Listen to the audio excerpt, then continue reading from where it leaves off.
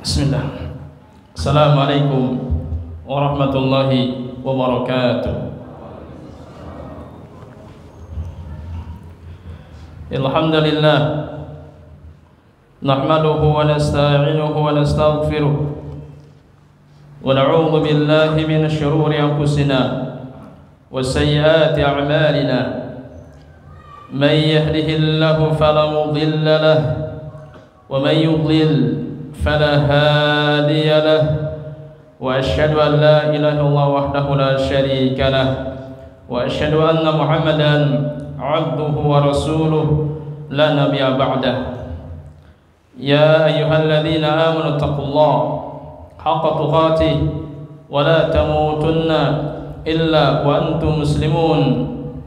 يا أيها الناس اتقوا ربكم الذي خلقكم من نفس واحدة وخلق منها زوجها وبث منهما رجالا كثيرا ونساء واتقوا الله الذي تساءلون به والأرحام إن الله كان عليكم رقيبا. يا أيها الذين آمنوا اتقوا الله وقولوا قولا سديدا يصلح لكم أعمالكم ويغفر لكم ذنوبكم ومن يطع الله ورسوله فقد فاز فوزا عظيما. أما بعد فإن أصدق الحديث كتاب الله وخير الهدي هدي محمد صلى الله عليه وسلم وشر الأمور محدثاتها وكل محدثة بدعة وكل بدعة ضلالة وكل ضلالة في النار. Ikhwati fiddin, a'azzanallahu wa iyyakum, hadirin wal hadirat, bapak-bapak, ibu-ibu, jamaah masjid Jami' al-Jihad yang dimuliakan dan dirahmati oleh Allah Subhanahu wa taala. Alhamdulillah, berkesempatan malam yang berbahagia ini masih dalam nikmat hidayah yang Allah Subhanahu wa taala senantiasa limpahkan kepada kita semua, sehingga dengan nikmat hidayahnya kita bisa berkumpul di tempat yang mulia ini untuk melanjutkan kajian bahasan kita, yaitu pembahasan Asmaul Husna. Masih dalam pembahasan menunaikan hak di dalam beribadah. Hak yang pertama al-ikhlas. Ikhlaskan ibadah karena Allah Subhanahu wa taala, karena ibadah adalah hak Allah. Hak yang kedua al-mutaba'ah. Lakukanlah ibadah atas dasar ilmu, baik berdasarkan Al-Quran maupun As-Sunnah. Karena ibadah tidak akan berarti, ibadah tidak akan diterima oleh Allah Subhanahu wa taala tanpa ilmu. Hak yang ketiga syuhudul minnah. Lihatlah bahwa ibadah ini adalah kebaikan dari Allah Subhanahu wa taala. Nah, karena ibadah ini adalah kebaikan dari Allah, karena ibadah ini adalah atas dasar hidayah dari Allah, kalau begitu mintalah kepada Allah Subhanahu wa taala. Dalam sebuah hadis yang sahih kata Nabi sallallahu alaihi wasallam, ihris ala ma yanfa'u wasta'in billah wa la ta'jiz. Ihris ala ma yanfa'u. Semangatlah dalam hal yang bermanfaat bagimu. Ibadah manfaat dunia akhirat. Wasta'in billah. Mintalah tolong kepada Allah. Wa la ta'jiz, jangan lemah. Begitu lemah itu datang, membuat kita malas dalam menjalankan ibadah kepada Allah. Ingat, ambil kekuatan ibadah kita dengan cara berdoa kepada Allah Subhanahu wa taala. Maka Nabi kita SAW mengajarkan doa karena cintanya kepada Mu'adz bin Jabal radhiyallahu, doanya yaitu Allahumma a'inni ala dzikrika wa syukrika wa husni ibadati. Allahumma ya Allah, a'inni, tolonglah aku, ala dzikrika, supaya aku bisa berzikir kepadamu, mengingatmu. Kita butuh Allah agar kita berzikir kepada Allah. wa syukri ibadati. Ya Allah, tolonglah aku supaya aku senantiasa bisa mensyukuri nikmat-Mu. Ya, kita butuh Allah agar kita bisa mensyukuri nikmat-Nya. Ada yang ketiga, wa husni ibadati. Tolonglah aku supaya aku bisa menjalankan ibadah terbaik kepadamu. Ternyata untuk ibadah kita harus minta kepada Allah Subhanahu wa taala. Kita butuh Allah agar kita bisa beribadah kepadanya. Syuhudul minnah. Lihatlah ibadah yang kita jalankan semata-mata karena kebaikan Allah kepada kita. Yang keempat, apa itu? Syuhudut taksir. Lihatlah bahwa ibadah yang kita lakukan penuh dengan kekurangan. Penuh dengan kekurangan. Jangan sampai kita ibadah tanpa melihat kekurangan dalam ibadah itu. Jangan sampai kita sholat tanpa melihat kekurangan dalam sholat itu. Jangan sampai kita bertilawah, baca Al-Quran, jangan sampai kita tidak melihat kekurangan dalam tilawah itu. Maka akan sulah amal seorang. Apa yang punya hancur? Penyakit ujub dan sombong. Nah, ketika kita melihat bahwa ibadah kita penuh dengan kekurangan, akhirnya kita berusaha semaksimal mungkin untuk memperbaiki amal ibadah kita. Baik, itu 4 hak yang telah kita jelaskan di pertemuan yang lalu. Berikutnya, kata Imam Ibnu Qayyim rahimahullah taala, hak yang kelima yang mesti kita tunaikan dalam ibadah-ibadah kita kepada Allah Subhanahu wa taala yaitu al-ihsan. Al-ihsan.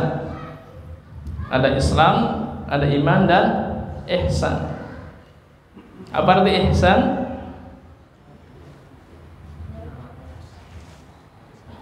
Apa arti ihsan?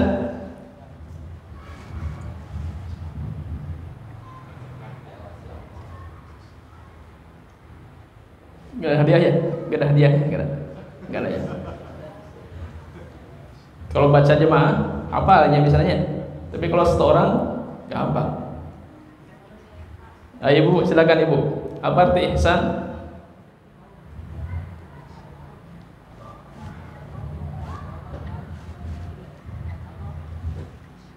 Silakan Pak, insyaallah.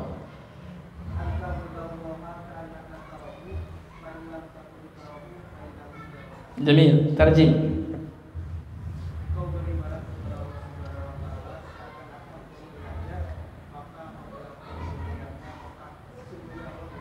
Jamil. Sama? Sama berarti. Insyaallah. Ihsan itu apa? An ta'budallaha ka'annaka tarahu. Fa in lam takun tarahu fa innahu yaraka. Jadi ihsan itu artinya adalah an ta'budallah, engkau beribadah kepada Allah, ka'annaka tarahu, seakan-akan seolah-olah engkau melihatnya. Fa in lam takun tarahu, dan jika engkau tidak mampu melihatnya, fa innahu yaraka, maka yakinlah bahwa Allah Subhanahu wa taala melihat engkau. Itu namanya ihsan. Nah, berdasarkan hal inilah maka ihsan memiliki 2 rukun, 2 tingkatan. Yang pertama musyahadah, yang kedua muraqabah. Ini 2 tingkatan ihsan, 2 rukun ihsan, musyahadah dan muraqabah.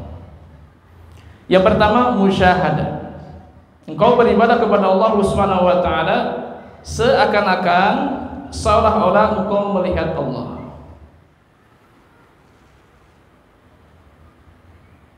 Engkau beribadah kepada Allah seakan-akan engkau melihat Allah. Engkau salat seakan-akan engkau berbicara dengan Allah. Engkau bertilawah seakan-akan engkau berbicara dengan Allah. Tapi Ingat, jangan dibayangkan. Seakan-akan, seolah-olah, jangan dibayangkan. Karena membayangkan Allah ini suatu kekufuran. Ingat, membayangkan Allah ini adalah suatu kekufuran.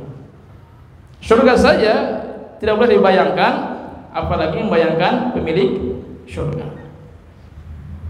Kenapa demikian? Kata Allah Subhanahu wa taala, "Laisa kamitslihi syai'un." Allah tidak sama dengan makhluknya. Ya, jadi semua bayangan tentang Allah Subhanahu wa taala itu bukan Allah. Oleh karena itulah maka bagaimana kita mengenal Allah? Bagaimana? Jangan sampai seperti orang-orang Yahudi dari kalangan Bani Israil. Mereka mengenal Allah Subhanahu wa taala dengan pengenalan mata kepala. Mereka ingin beriman kepada Allah dengan syarat mereka melihat dulu Allah. Ketika dalam Al-Qur'an dijelaskan, ya Musa, lan nu'mina laka hatta narallaha jahra. Wahai Musa, mereka mengatakan, kami tidak akan beriman kepadamu hatta narallaha jahra, sampai kami melihat Allah jahra dengan jelas.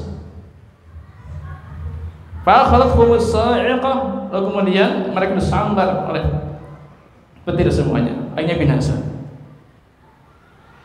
Jadi mereka ingin beribadah kepada Allah Subhanahu wa taala dengan syarat mereka melihat Allah dulu.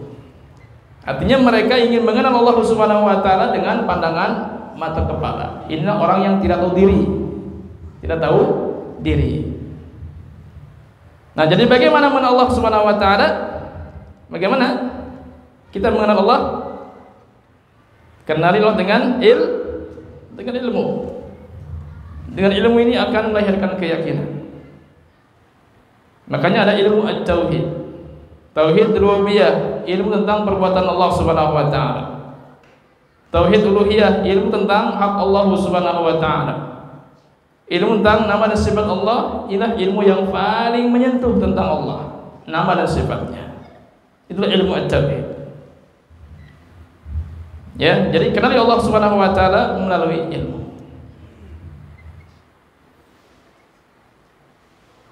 Nah, ini rukun yang pertama. Kita beribadah kepada Allah Subhanahu wa taala seakan-akan kita melihat Allah. Mampu gak?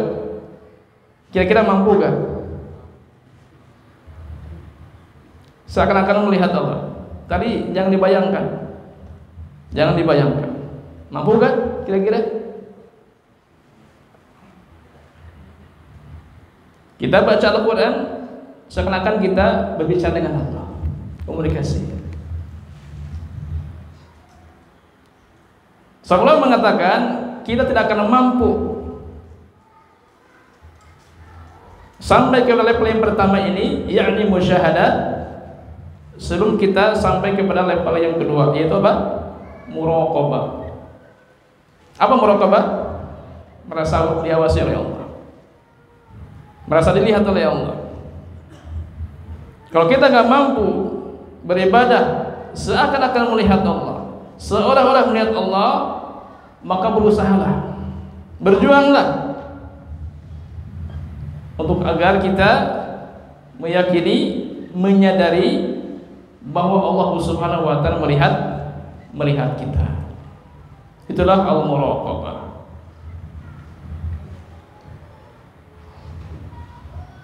Ya, sadarilah Allah Subhanahu wa taala melihat kita. Sadarilah bahwa Allah Subhanahu wa taala mendengar kita. Sadarilah bahwa Allah Subhanahu wa taala mengetahui kita.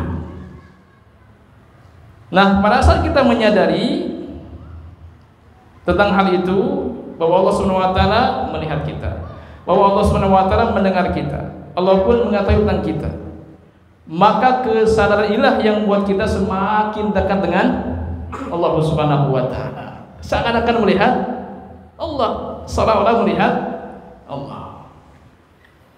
Jadi mana seakan-akan melihat Allah, seolah-olah melihat Allah, artinya adalah kedekatan yang tiada batas dengan Allah Subhanahu wa taala. Makanya Allah Maha dekat. Bagi siapa? orang yang menghadirkan ihsan. Jadi seakan-akan melihat Allah, seolah melihat Allah artinya adalah kedekatan yang tiada batas. Jadi kita akan sampai kepada level yang pertama bila kita memahami sampai kepada level yang kedua, muraqabah tadi. Nah itu ihsan. Dua rukun ihsan, yang pertama musyahadah, yang kedua muraqabah. Nah ihsan secara bahasa artinya apa? Ahsana yuhsinu ihsana, bahasa Arab. Af'ala yuf'ilu if'alan. Ahsana yuhsinu ihsana artinya adalah memperbaiki. Jadi ihsan secara bahasa artinya apa? Memperbaiki. Ihsan dalam salat artinya memperbaiki salat. Ihsan dalam tilawah artinya memperbaiki tilawah. Jadi kita tidak cukup memperbaiki ibadah hanya bermodalkan ilmiah saja, ilmu saja belum cukup. Ikhlas mutabah ini ilmu belum cukup. Tanpa yang kedua, perbaiki ibadah kita dengan ruhiyah, hadirkan ihsan. Bukan nama orang, bukan. Ihsan. Tapi ibadah kita kan ada dua ya. Pertama menjalankan perintah, yang kedua menjauhi larangan. Itu ibadah. Namanya ibadah apa? Mahdoh. Ibadah formal. Menjalankan perintah Allah, ibadah. Menjauhi larangan Allah, ibadah. Inilah ibadah mahdoh atau ibadah formal. Ada juga ibadah ghair mahdoh, ibadah tidak formal. Itu apa? Apa ibadah ghair mahdoh? Apa yang maksudnya ibadah ghair mahdoh?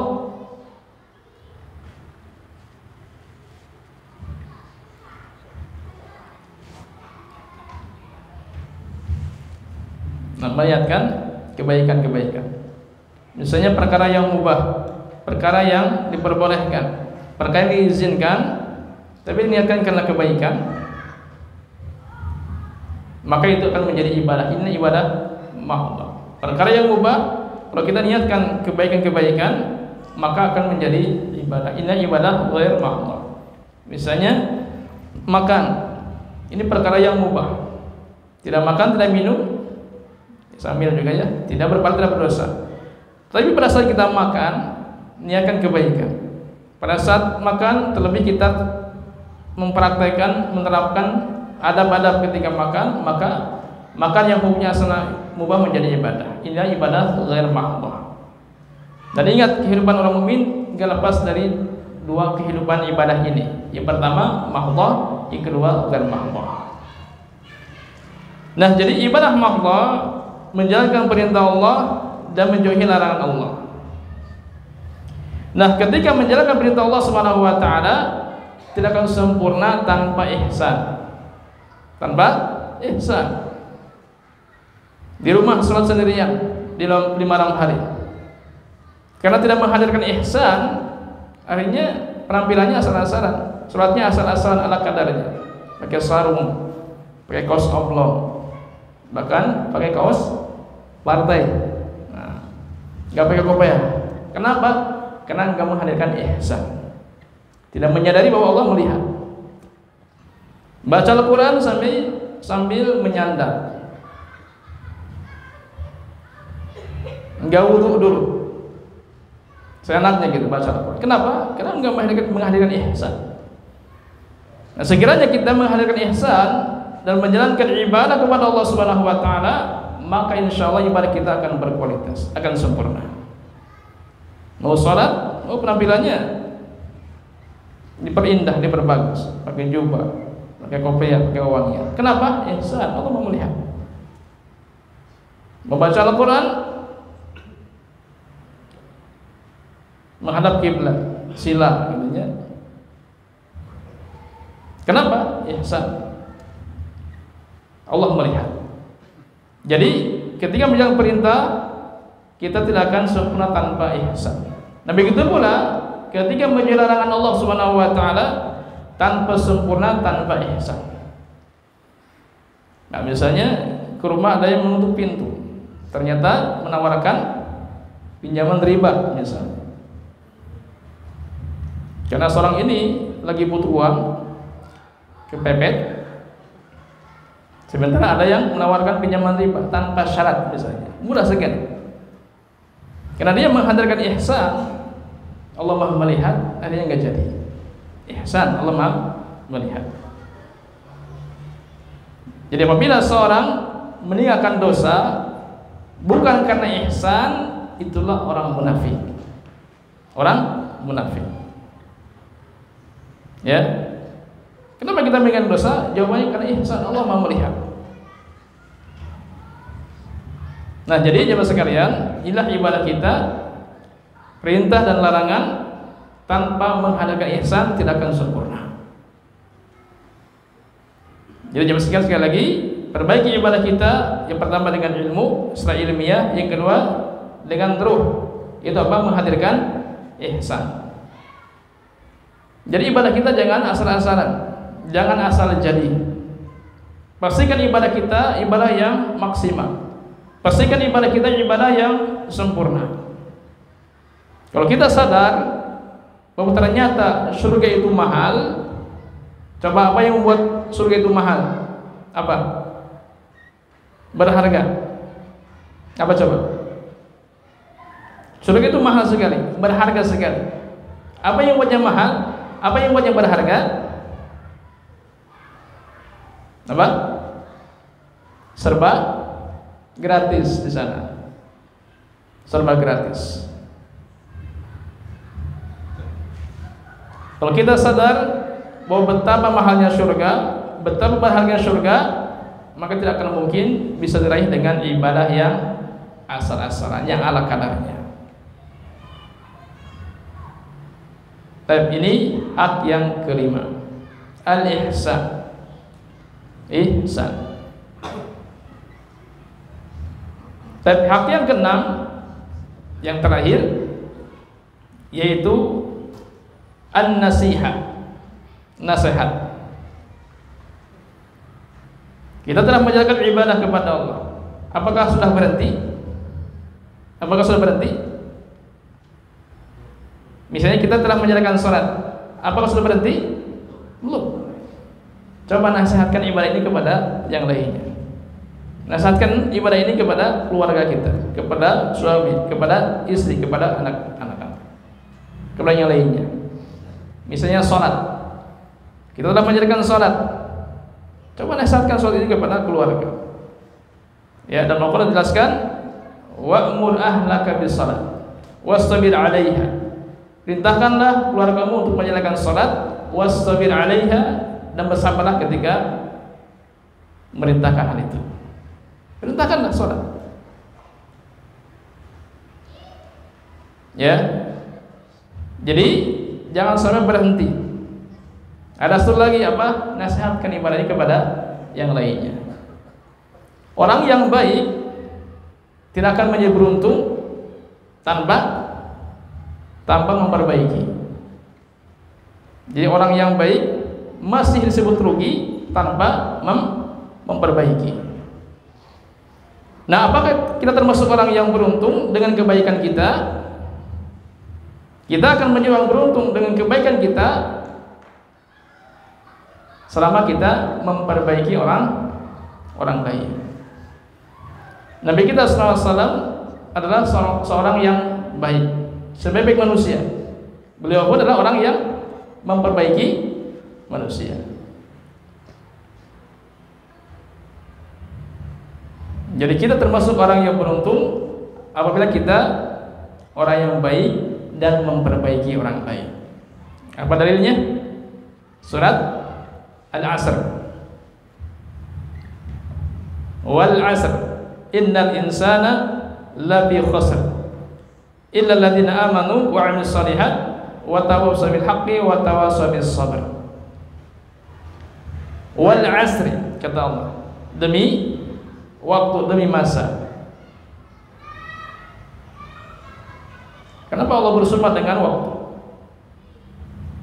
Sampai-sampai Allah bersumpah dengan waktu yang lain. Wal fajri, demi waktu fajar. Wal duha, demi waktu duha. Wal laili, demi waktu malam. Kenapa Allah bersumpah dengan waktu? Jawabannya karena waktu ini sangat berharga sekali. Sampai-sampai Imam Ibnu Qayyim rahimahullah taala mengatakan bahwa menyia-nyiakan waktu ini lebih berbahaya daripada kematian. Menyia-nyiakan waktu lebih berbahaya dari kematian. Kenapa? Kenapa demikian? Karena kalau kematian itu hanya akan memutuskan seseorang dari dunia dan para penghuninya. Adapun menyia-nyiakan waktu itu akan memutuskan, memisahkan seseorang dengan Allah dan hari akhirat. Jadi waktu sangatlah berharga. Sampai-sampai Nabi kita SAW memberikan wasiat. Apa wasiatnya? Iktanim khamsan qabla khamsin. Gunakanlah 5 hal sebelum datang 5 hal. Manfaatkan 5 hal sebelum datang 5 hal. Ada yang hafal? Ada hadiah daripada dia. Ada yang hafal?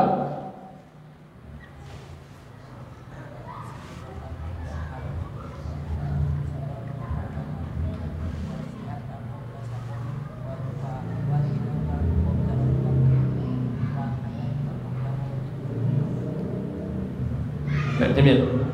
Yang pertama, syababaka qabla harami. Manfaatkanlah waktu mudamu sebelum datang waktu tua. Manfaatkanlah. Yang kedua, wasihataka qabla saqami. Manfaatkanlah waktu sehatmu sebelum datang waktu sakit. Yang ketiga, wa ghinaka qabla faqri.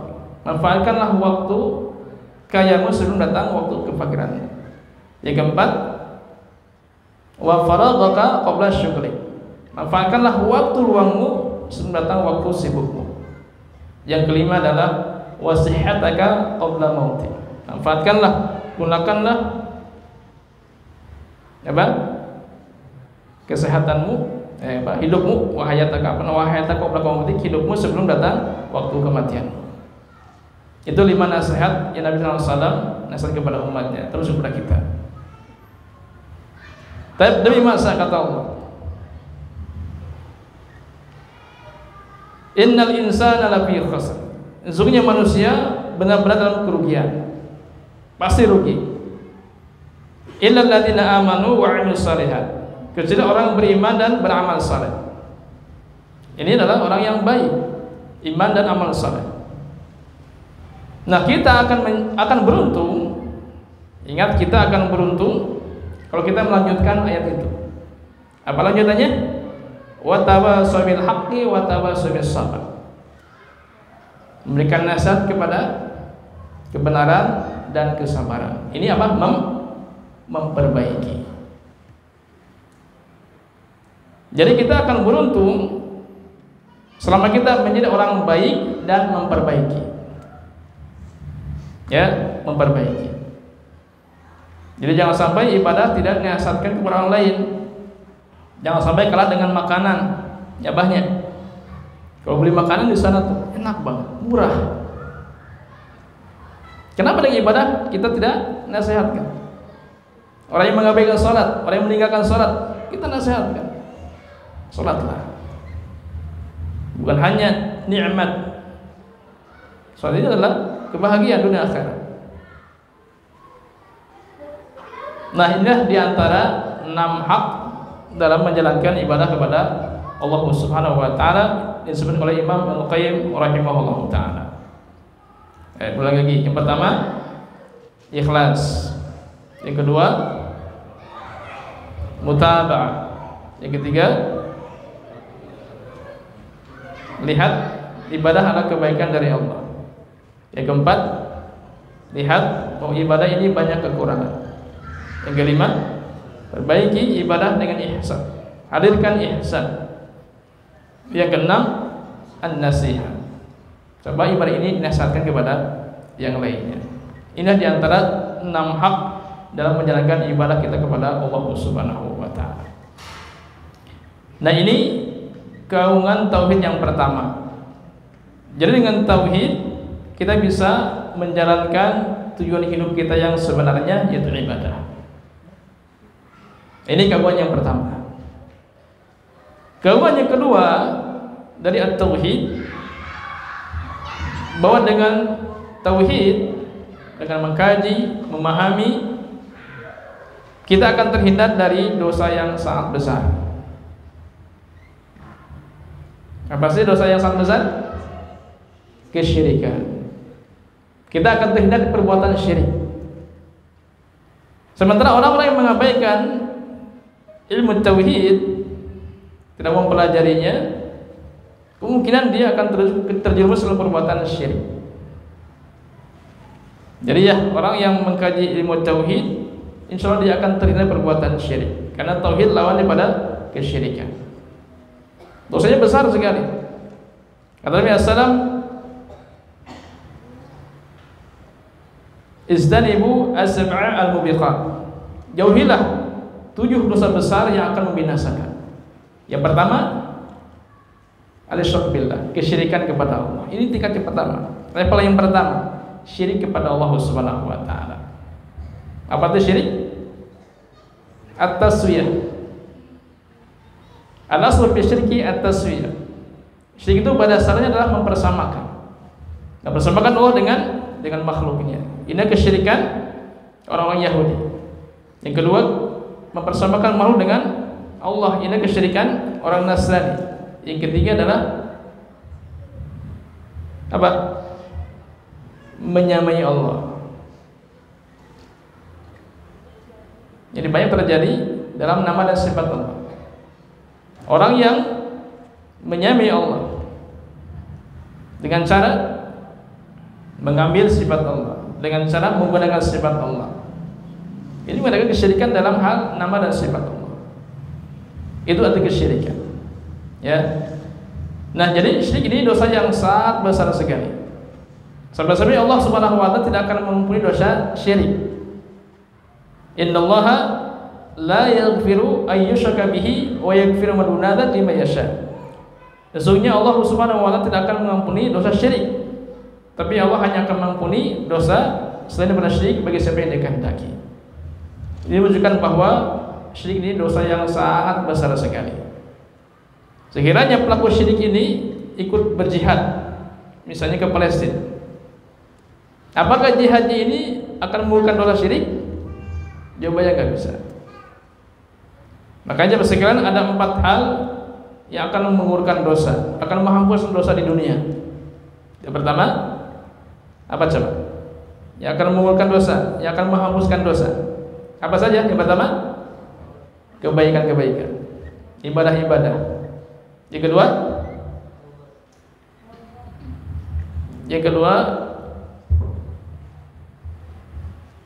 apa yang kedua?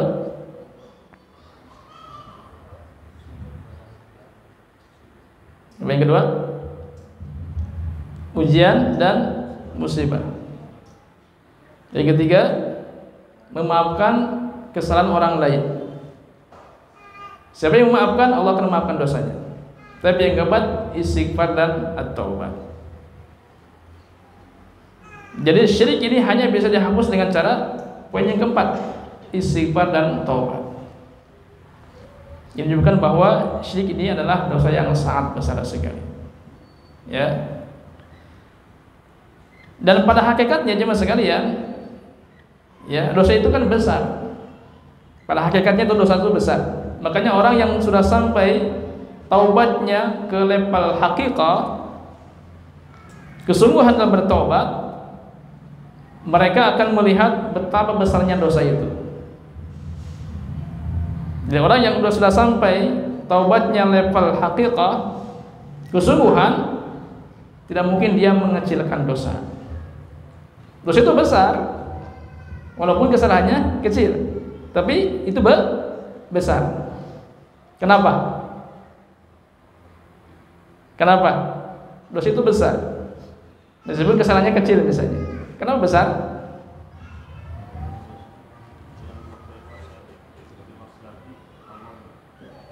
Nah, jadi orang yang sudah sampai taubatnya ke tingkat haqiqah, kesungguhan, dia akan melihat betapa besarnya dosa itu.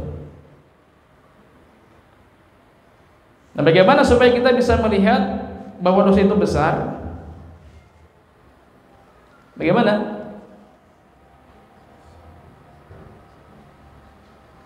Kita akan lanjutkan setelah salat Isya.